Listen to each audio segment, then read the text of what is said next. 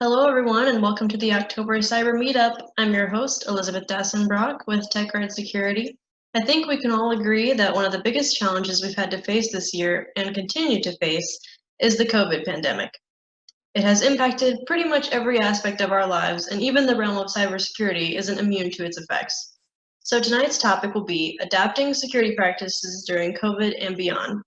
We do record our meetups and post them on our meetup page the following day for those who want to recap or were unable to attend.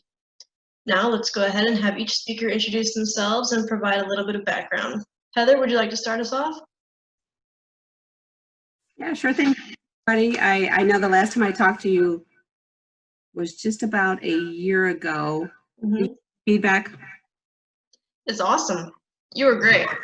All right, just about a year ago, so I was hoping we could do it in person. Oh, look, I had to promise I would get some drinks if I would agree to do the session tonight. So, so here I am. I was hoping to do it in person, but I do have two guest speakers along with me. So I am Heather Sims. My husband does work, John Sims works for TechGuard Security. I am not a secure IT security professional. However, I am a security professional with 30 plus years experience in the security realm. And I do work in the DC area, but I am based here in the St. Louis area, so I do commute back and forth. And with me, I'm going to go ahead and introduce Clayton Queen first, and then I'll move on to Rosie. So hi, Clayton. Thanks for being with us.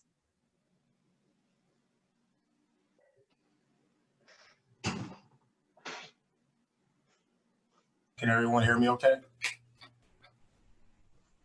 Can everyone hear me? Yeah. Yes? Yes. Great. Yep. All right, good evening. I'm Clayton Queen. I'm actually on the East Coast, so I'm a little hour ahead, so I had to grab some coffee to stay up.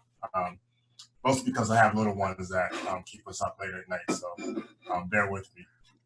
But as Heather stated, I'm Clayton Queen. I'm the Director of Information Assurance for a defense contractor. I've been in the industry for roughly 23 years now.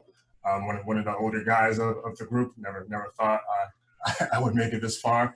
But yeah, to Heather's point and to the opening statement, things have definitely changed, right? So here we are doing stuff virtually as opposed to in person. So I don't guest speak a lot, but thanks for having me, Heather. I guess so we'll see what happens tonight, right?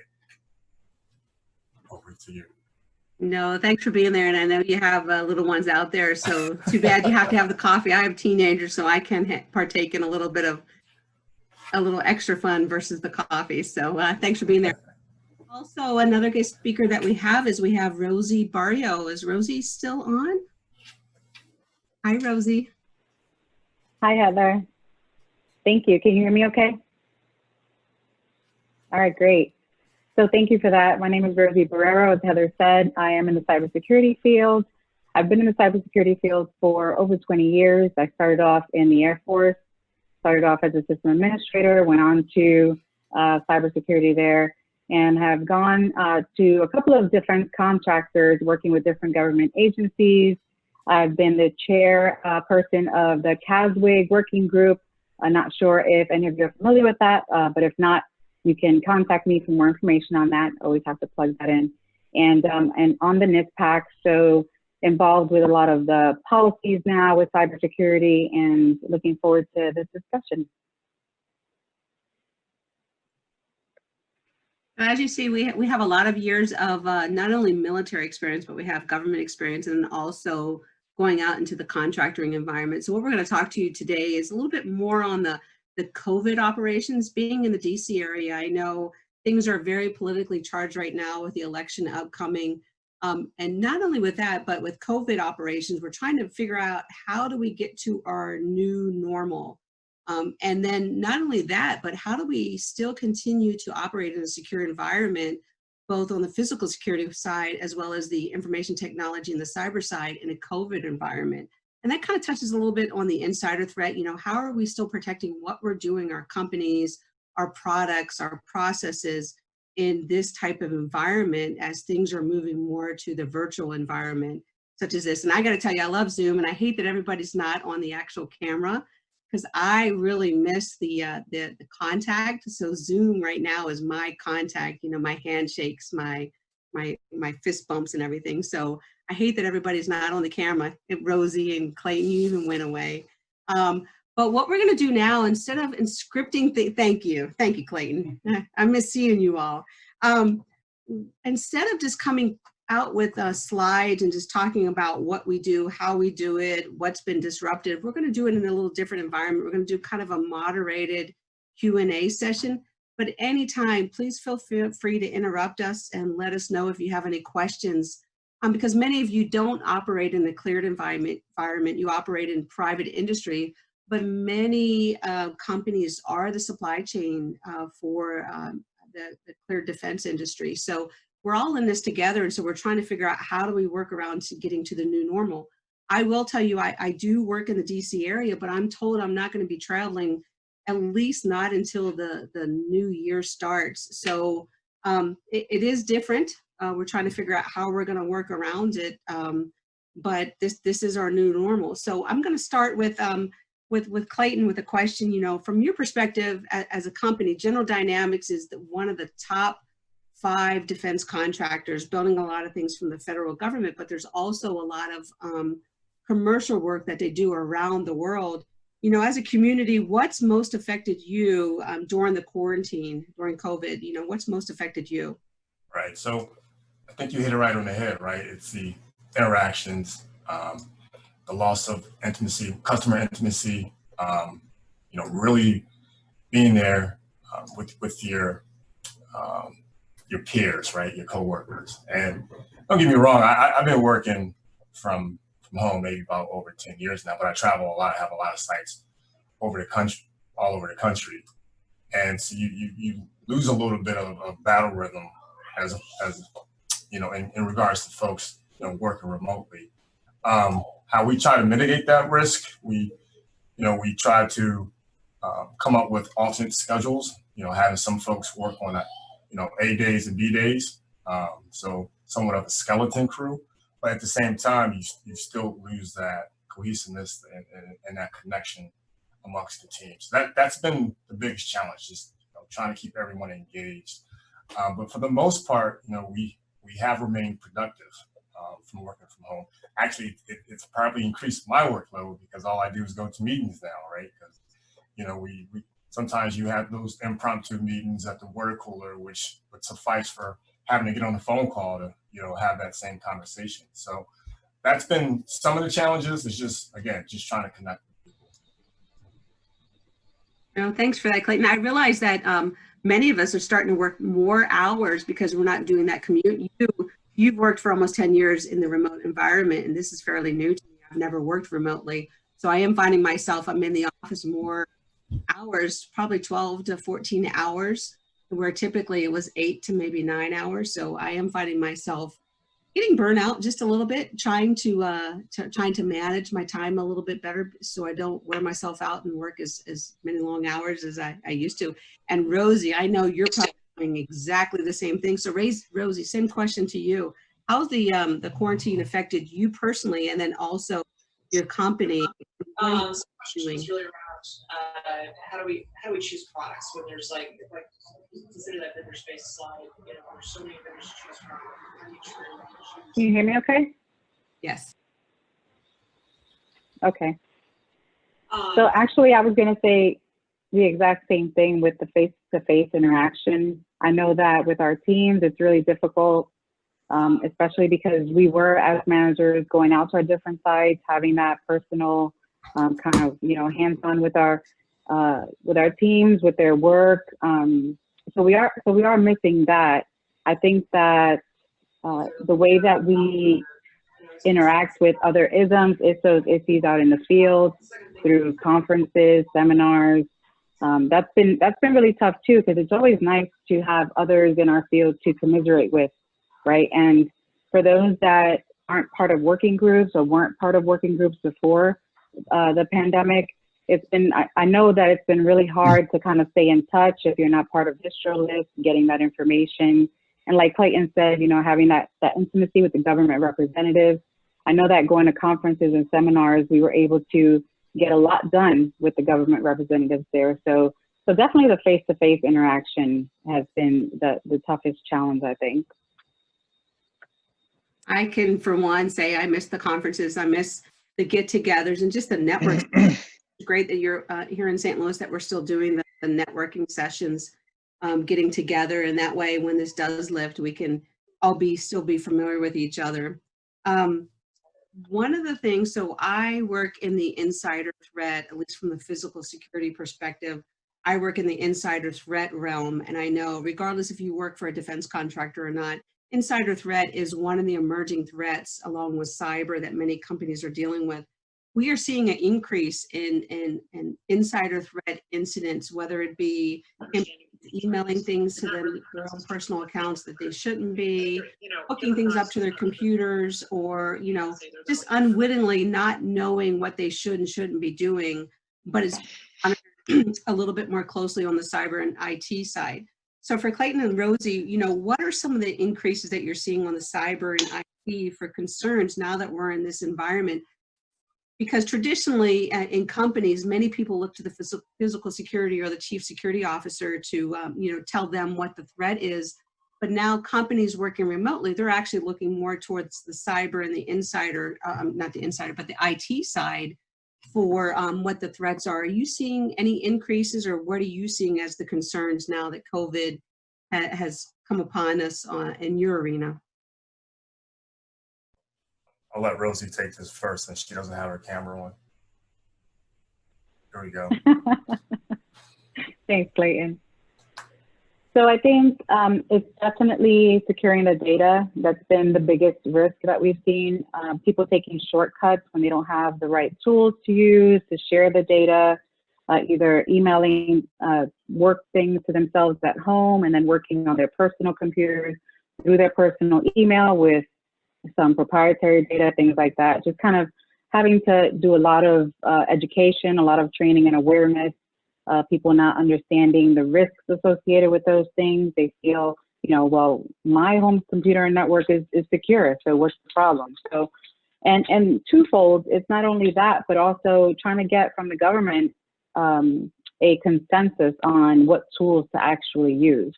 So we've seen issues with that too, right? The inconsistency. One government agency may say that a particular tool is okay for CUI, another agency says it's not for their CUI. So, so we've been having a lot of challenges with that too, just trying to come up with a standard across the board. Over to you, Clayton. Yeah, so I mean, Rosie's spot on, right? And what we find, you become more targets, right? And you're as strong as the weakest link. I guess the weakest link as far as the person being in your house. I say it because I have a teenager too, right? And you know, a lot of times she'll get online with no security, and I have to educate her too about, you know, social media practices and so forth, and social engineering, and how that ties into the work I do as well, right? So security education is key. Understanding, you know, you don't have the same physical security protections that you may have when working on site that you do at home. You know, my work has to be protected for my teenager, that it doesn't end up on social media. So that's how I tie all that together. But just, again, sense of awareness, even working in a coffee shop, right? You know, you got to get out the house, let me go work somewhere, understanding your surroundings, who's shoulder surfing, right? So yeah, security education has definitely increased. My charter has changed. It's been more so over the years for the classified side of the house. Now it's unclassified, and just understanding more of the commercial threats and getting up to speed on, as Rosie mentioned, cloud technologies, collaboration tools, understanding, you know, where we can have certain unclassified data on what platforms and how we protect that information. Over to you, Heather. Yeah, thanks, Clayton. So we have a few more questions to ask amongst ourselves, but I want to open it up to everybody because there's only, 21 participants to include us three speakers. What are you seeing as some of your biggest challenges that are out there, even if it's just working from home, or if you're just here for the networking? What are you seeing as your biggest challenges as far as cyber, IT, COVID, dealing with some security things? I know, you know me, I don't know, I'm not an IT person, but dealing with my own home computer and my kids when it comes to social media, I don't necessarily, I pretend I know what's going on, but I can tell you, you know, with TikTok and everything else, I really don't.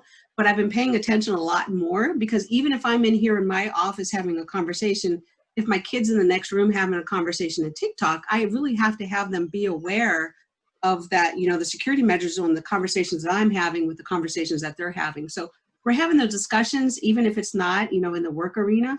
So I'll leave it for a couple seconds to see, you know, what are some of the cyber IT security challenges that some of you are seeing, you know, at home as you're working in this environment. And as you just said that, your daughter walked behind you and come out. So that's a perfect example, right? I did not plan that. that was perfect timing, perfect timing.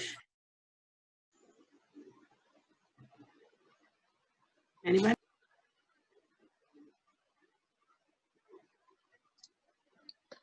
Well, for me, like you said, Heather, it's just missing that face-to-face interaction. These Zoom meetings and, you know, virtual things, they just don't often cut it. So it's kind of difficult, and not being able to get out and about, even in our own personal settings, and see friends and family to kind of recharge, to do our jobs better. It's just all kind of a struggle.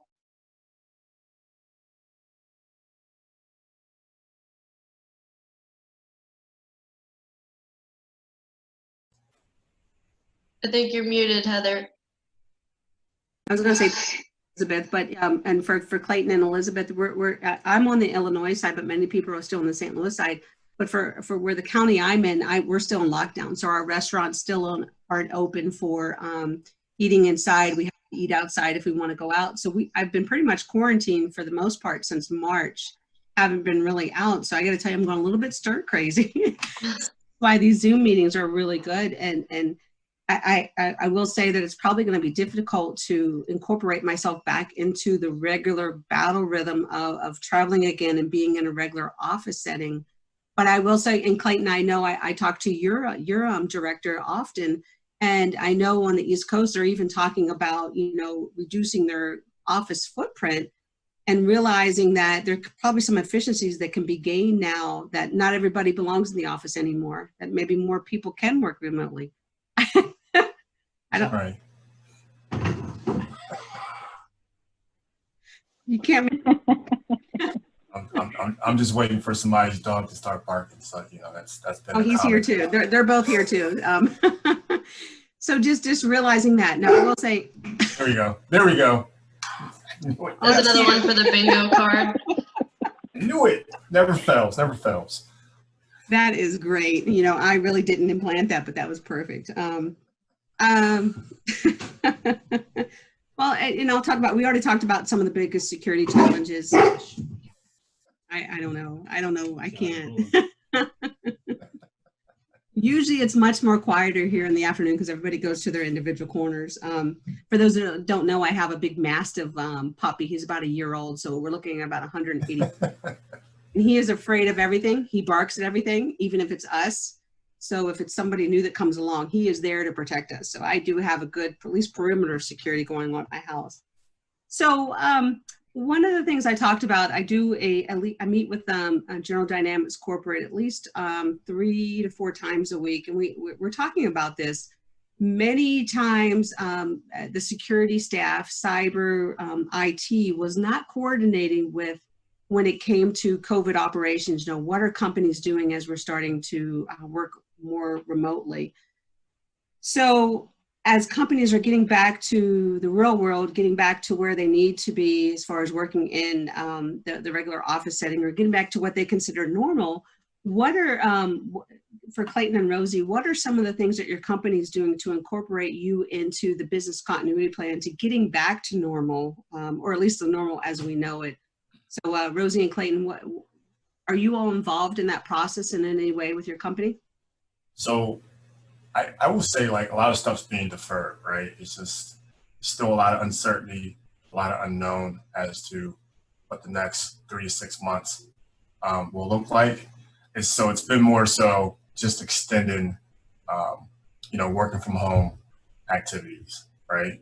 So if you ask me that 3 months from now, I may be able to give you a better answer, but right now it's still up in the air. But to your point, we are looking to reduce our footprint. We have, because work productivity hasn't decreased, right? So that's been a plus from a cost savings standpoint, that we realize that we don't need all the facilities that we have across the country, right? So again, we'll see in the next 3 months what that entails as far as how we move forward with what the new normal looks like, right? And we're talking about our division alone. We're talking about 13,000 employees. That's affected out of the GD Corporation is pretty big, right? Just our division alone is 13,000. So. Now, Clayton, has your company, so even though Clayton works for General Dynamics Mission Systems, I work for General Dynamics Corporation. We are a company of individual companies of themselves, so they all operate independently. So even though we're kind of up here as the corporation, Clayton's company works very independently. So Clayton, did many of your people get laid off? Are they still employed, or how did that? No layoffs yet. Okay, that's a good thing. That's a good thing, right? So. Well, that's interesting, because in some of the General Dynamics companies, there were some layoffs depending on what the contracts are. So I know many of you are dealing with layoffs and dismissals and what have you. And that kind of presents a different issue as your employees are getting laid off or fired or what have you, because the work just isn't there. That presents an insider threat issue. Are they products home with them? Do they present a problem to your company as a whole, as far as taking some proprietary information, sensitive information as they walk out the door? So that's something that you have to look out for, and that's on the physical security side as well as the cyber and IT side, as things are kind of going out. Are you seeing an increase in your footprint on the cyber side as employees are leaving to their personal emails? Is certain things that you should be looking for. But Rosie, I'm going to pass that same question over to you. What are you seeing over on your side? Thanks, Heather. Can you see me? I think my camera's frozen. No? I can hear you, but can't see you.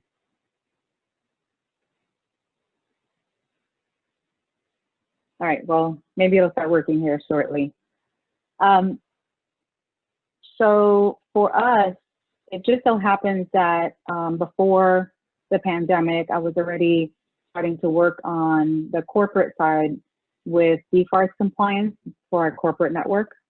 And so it kind of went hand in hand, where now we're having to really think about what are the deficiencies, how are we securing the data, how are we securing our proprietary data, do we know where all of the government CUI data is? And now we have everyone working from home. And so all these factors that we kind of talked about and kind of put into theory, right now we're having to really think about it. And people that are working from home, are they connecting with personal computers? Do they have work laptops? Are they able to print at home? What are they doing with the documents once they print from home? And so all of those things that we hadn't really had to think about too much, because say we had a policy for it when we said we were DFARS compliant. Now we're having to look at the practical side of it. Like, how are people actually putting this into practice? And we learned that, we had a lot more deficiencies than we originally thought, where we had policies set up. There were people that didn't know where those policies were, or they didn't know that those policies applied to them. And so that was a big eye opener for us. And so that's why I kind of, by default, I think, was involved in the COVID-19 kind of business operations side of it, because I was already part of the DFARS compliance and how we were implementing those controls. So it's kind of just continued with that, and seeing how do we have people come back to the office and just kind of resume operation, right? Or how do we prepare for this being the new normal? Rosie, you bring up some really good points. As we're dealing with COVID, I mean, the government is really moving forward with a lot of new legislation, a lot of new rules, a lot of new policy. So, and that's affecting not only the cleared environment, but anybody who deals with a federal contract. So as we're trying to deal internally as companies dealing with how do we survive through this? How do we keep the revenue still going, keep our employees on the payroll, but then how do we implement new government policies as they're coming down? It's definitely, and for those out here in the Illinois side, I don't think there's too many. I know Ken Haygood's on the phone, but we're talking about adding new taxes out here in Illinois. You know, how do we continue to thrive when we have all these different things that are being thrown at us during COVID? And my question is who's going to survive in the very end? I'm already seeing some unfortunately companies, you know, shuttering up, closing down. So who's going to be left in the end? And I think it's going to be those who can adapt a little bit more quickly and realize that the changes are coming and we have to adapt to those changes that are coming. And it's been interesting because as security, we're trying to adapt, but many of our company executives are trying to adapt as well because they have stakeholders, shareholders that they have to answer to along the way. And my next question is for Clayton and Rosie and myself is, you know, when you're dealing with your company executives, we all have company executives if we work for somebody, what are their #1 priorities and what do they see as the most important things during these trying times during COVID and on the back end? How do we come out of that? So Clayton, I'm going to pass it over to you on what do you, I'm going in order if you can't tell here. No, that's fine. So, you know, I may sound funny to say this because people always think, you know, revenue and profit, which is understandable, but, you know, I would say people, and that's just from the approach our president has taken since coronavirus hit, you know, leaving politics, you know, outside of his decision-making and focusing on the people with the understanding that, you know, your people are your assets. They're going to drive the revenue, right, for our customers. And that's huge, right? Because the people bought in. And you see that in the survey results, and you see that in the ability to allow folks to work from home and still, you know, support their customers, you know, at a high level. So that's huge. So I'm going to say people, you know, and again, your people is what's most important. That's going to get you to reaching your bottom line at the end of the day.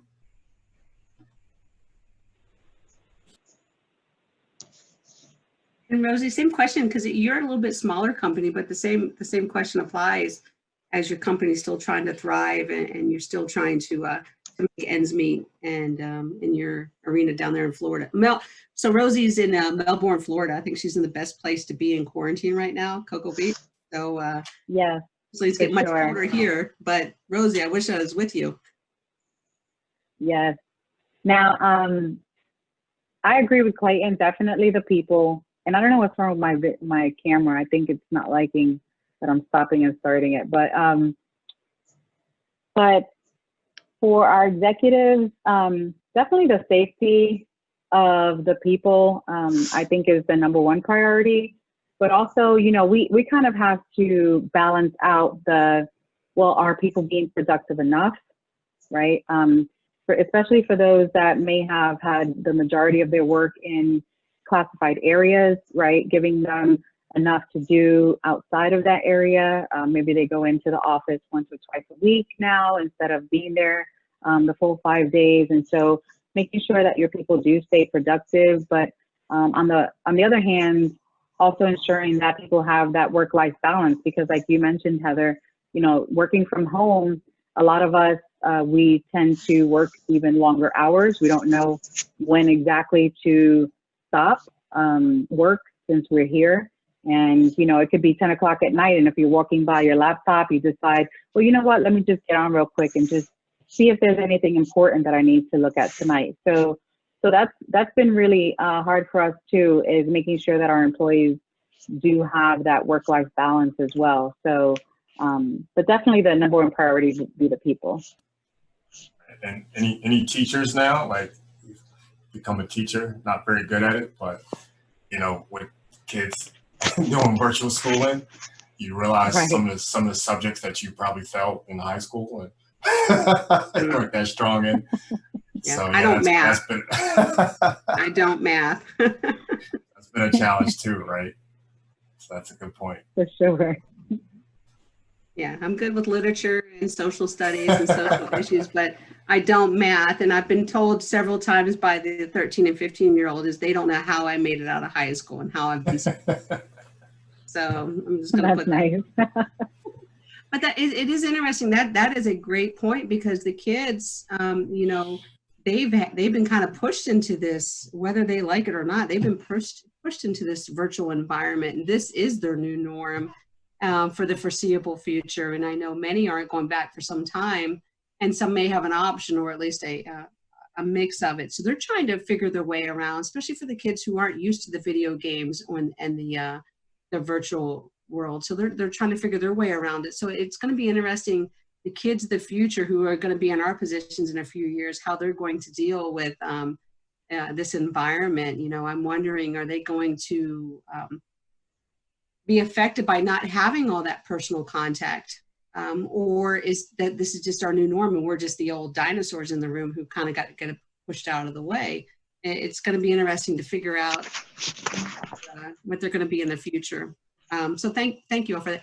Any comments? I know we have a few more that joined us, but any comments from the group? We don't want to take up all the time, so feel free to join in the conversation. If you're seeing some things that are different, similarities, or anything that you want to add to the conversation thus far.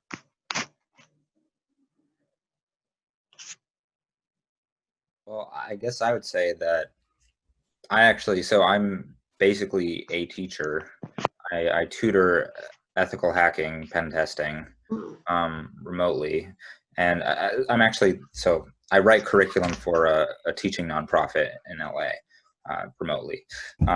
So all of my teaching has always been remote because, you know, so I don't know. It's interesting because, you know, the people that are interested in doing it, you know, everything's on the computer anyway. Like, so, you know, sharing screens is not that big of a deal, but, you know, you definitely miss out on a lot of the human contact. Like a lot of I tutor a lot of middle high school age kids and some college people, but a lot of people don't like showing their faces. I mean, it's not just kids, but you know, being a teacher, that's very difficult, I think. Like I haven't seen some of my students' faces. Like they just really don't want to do that ever. Even like in like the 5 minutes I just like talk to them in the beginning. But I don't know. That's a good point. Have you seen like your workload increase because you have more people kind of, you know, going towards that direction of wanting to do ethical hacking, and you have the ability to teach that remotely?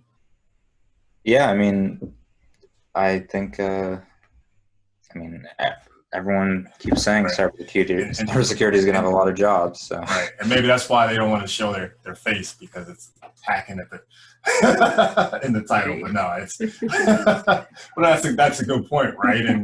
And just, you know, in high school alone, you know, just looking at my daughter's classes, it's you see a lot of her classmates not showing their camera. Actually, I think it's a requirement not to show their video because it's distraction to other students. So it's trying to learn the ins and outs of, you know, the Zoom etiquettes, right? And I think over time it may come more as a norm to all, as to, you know, what's the right thing to do when you have these conference calls. So. No, thanks for sharing, and Clayton, thanks for sharing. It's interesting. Oh, that was Zach. I was just adding to that. Yeah. I have I'm taking his shine.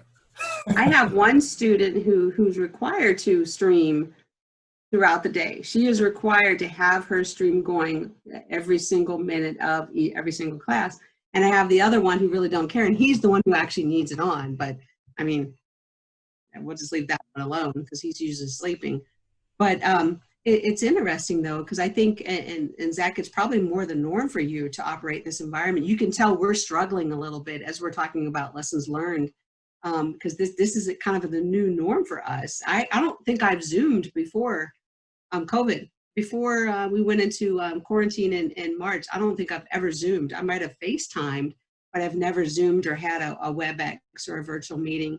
And so it is different for those that have been in the workforce a little bit, and we're having to adapt, where I think many of the younger folks might find it a little bit more adaptable and a little bit easier to work around. And I know I got a comment there that, you know, at least some of the companies are spending more on IT and IT security, which I definitely can say that is a definite. In many of the organizations are spending a lot more money, at least on the IT infrastructure, in being able to allow companies and employees to work from home in remote environments.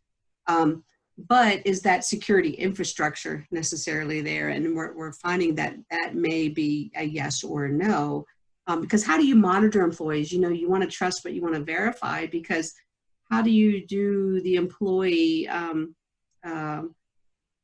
contact, you know, what's expected, and protect your sensitive information? And I know Clayton and Rosie and I work more in the classified arena, but things are becoming more of how do you protect things, that company proprietary information, things that are more sensitive to the company ability to be viable in the U.S. economy.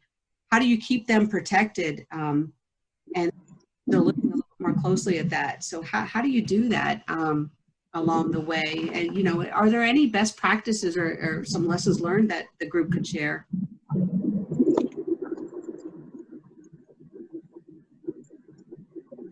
I can add in. You guys hear me okay? Yes. Yeah, I'm just going to throw in, you know, in the government contracting world, you know, my company, we do some government contracting work, and we've been remote the whole time. So I didn't know how much of the government contractors out there. So not most of them on premise with work, because we're, you know, get the computers out there and just make sure that they're managed right over the internet. You know, I didn't know if that was a big, you guys are teaching me a lot about what's really going on out there. We're talking about a lot of the people that work with the government. You know, my staff has been working from home for years, supporting some of the government clients. They just have computers. They're using Apple computers though, but, you know, got their Macs, and they're using mobile device management to lock those computers down, set up security things. And, you know, most of it, they don't have any classified information on it because it's not a DoD client, but it's still, you know, important information that's been going. COVID for us, you know, my business, we do. I'm a trainer myself too. I do education too. So my training side of my business has been really tough, because the majority of the training I have to do has to be in person because of the devices we have to use. So that part of the business has kind of gone away because I can't get anybody to come to a classroom, and I don't blame them because of COVID.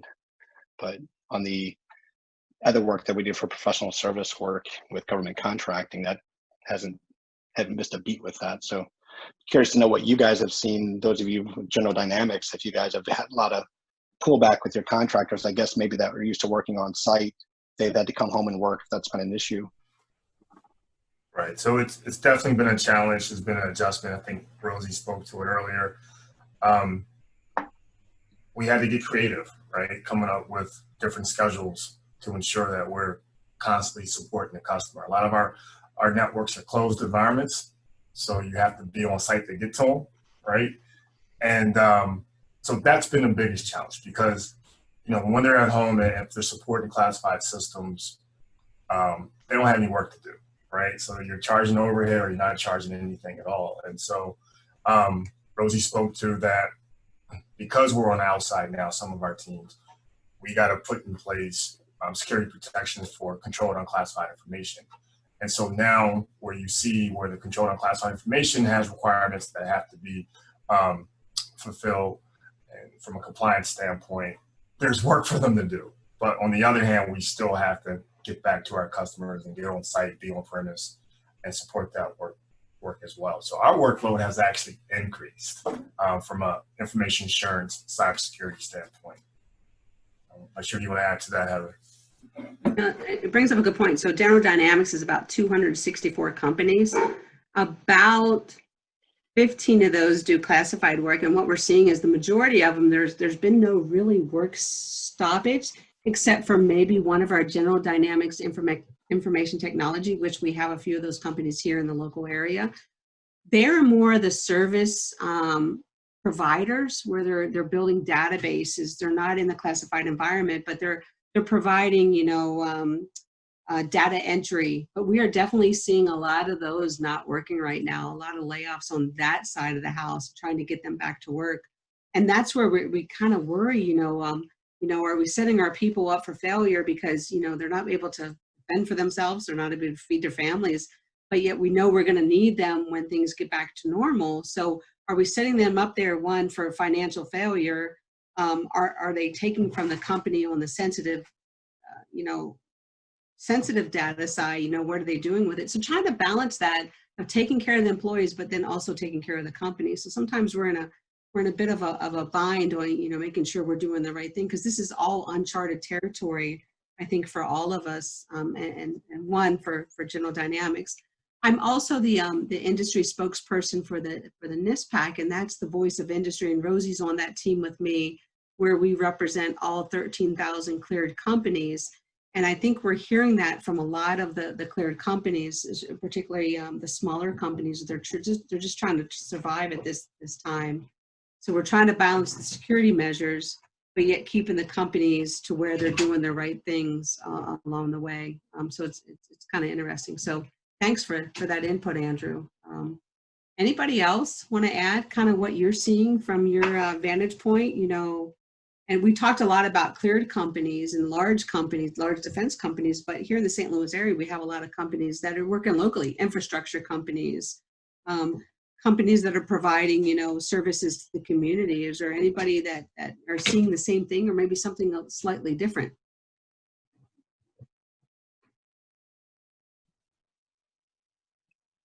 This is Nate with TechGuard Security. I was going to add a couple of things. I apologize for not having my video on, but I'm in the car right now, so don't want to show you out my poor driving, but we are seeing, you know, we work with MSPs and things like that, and we are seeing a lot of MSPs kind of being tasked extremely far in getting equipment out to their customers and things like that. Another thing that we're starting to see is companies starting to develop their business continuity plans, and that's largely due to supply chain requirements and things like that. But those are some of the things that we're seeing on the TechGuard side with some of our customers. One of our MSP customers in particular was extremely stressed out in March, at the beginning of March, when all of their customers essentially went remote. So they were having trouble actually getting laptops. So those are the types of things we're seeing. It's not something we can help them with necessarily on the hardware side, but we can help them with things like business continuity and disaster recovery and things like that. But that's what we're seeing.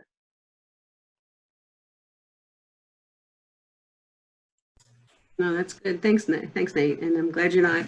Did you say you're driving? Not at the moment. I'm sitting in the parking lot waiting for my kids. But yeah, I will be driving shortly. I was just going to stay off the road if you were out there, because I know you're probably close by. I got rear-ended on Saturday, so not a good thing here in the Illinois area. No, so be safe out there.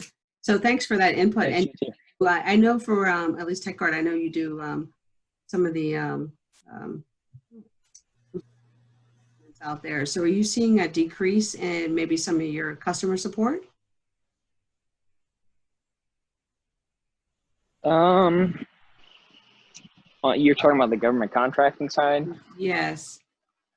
No, not so much. And I try to stay out of that a little bit, so I don't know exactly the numbers there. I know we haven't laid anybody off. We're doing in the O'Fallon office, we're doing a black and gold schedule. And I know that they are at the office in the East Coast as well. So yeah, so thanks for that. Anybody else want to chime in, kind of what your companies are doing, what you're seeing? You know, I know Ken Haygood's on there, and I've been asking for proof of life here for past couple months. I haven't seen him in months. I want to make sure he's okay.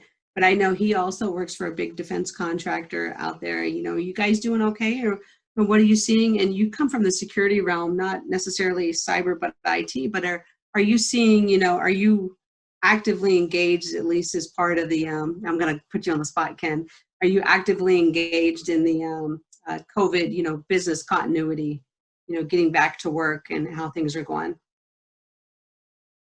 I guess we'll see if Ken's paying attention, if he's just on.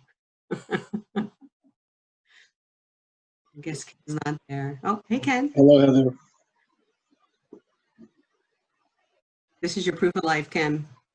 Yes, how are you doing? So one of the things that I think we're experiencing as we try to return our workers back to work in our phased approach is the fact that we see a need for reoccurring training.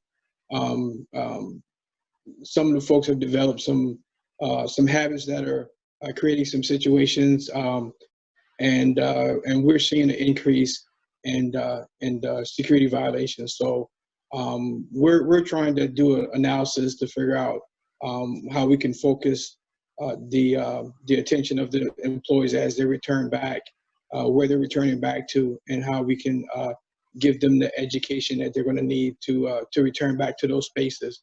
A lot of our folks are working from home that are not actually the production folks. So they're a lot of working from home and only have to go in for those specific requirements. But when they do go in, they forget about the security practices as they create issues for security. So that's what we're seeing as it's just that another reason for increasing education, security education for the folks. And of course, that goes over to some of the things that happen on the cyber side. So yeah, I think that's what I can say from our company.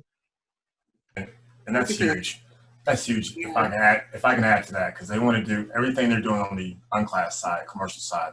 Now they want to do it on the classified side. So they want to be able to reach those commercial platforms from within the classified environment, or bring in their headset, you know, have Bluetooth capability, and just things that are prohibited in secure environments. And to Ken's point, that's been a challenge. That's what's been causing a lot of the security violations, and educating everyone by saying, hey, no, that the environment still has to be a certain way, right?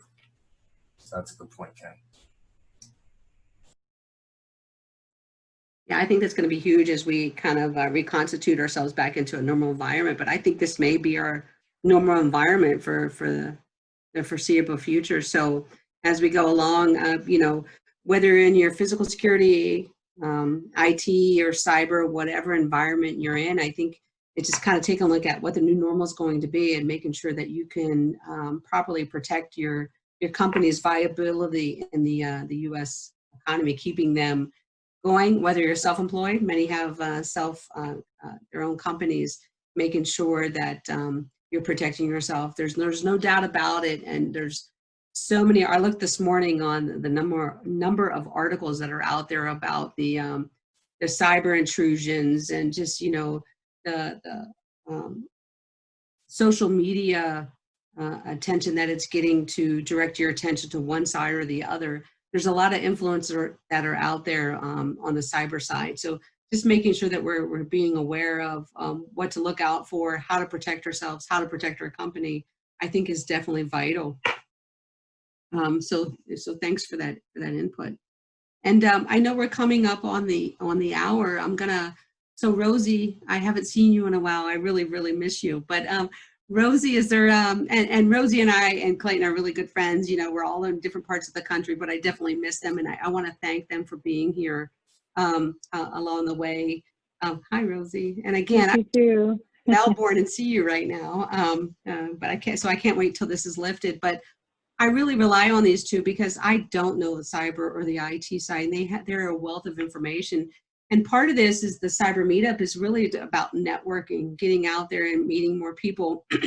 And here we're kind of stuck in the Midwest, but feel free. I'll make sure that you have our slides that we actually kind of talk to, and at least the contact information for these two individuals and myself, if anybody's interested.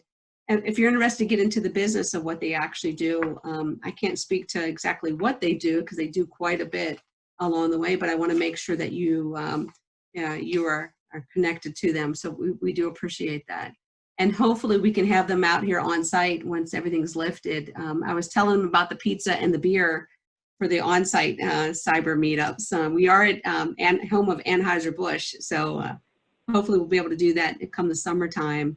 So I want to thank the two of you, and if there's any questions after the fact, please let me know that. But I do appreciate everybody's time. Any additional questions, please feel free to send them to your host, and she can definitely make sure she gets them to us. But Elizabeth, I'm going to pass it back over to you. Sure thing. Thank you. Yeah. So I guess if you guys have time, if anybody has any other questions, just any final words before we wrap things up here.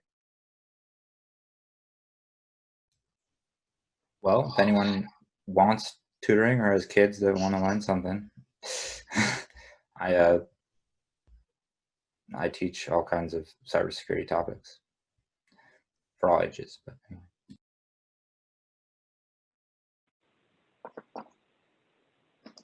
Awesome. Well, okay. If nobody has anything else, I just want to say thank you all. Heather, Rosie, Clayton, it's been an absolute pleasure having you guys on. Really appreciate everyone who took their time to join us this evening. Extremely good information, a lot of value. And I guess I will give everyone back the rest of their evening. So thank you all again. Thank you. Thank you for having us. Thank you. Bye. Thank you. Have a good night, everyone. Bye. Thanks.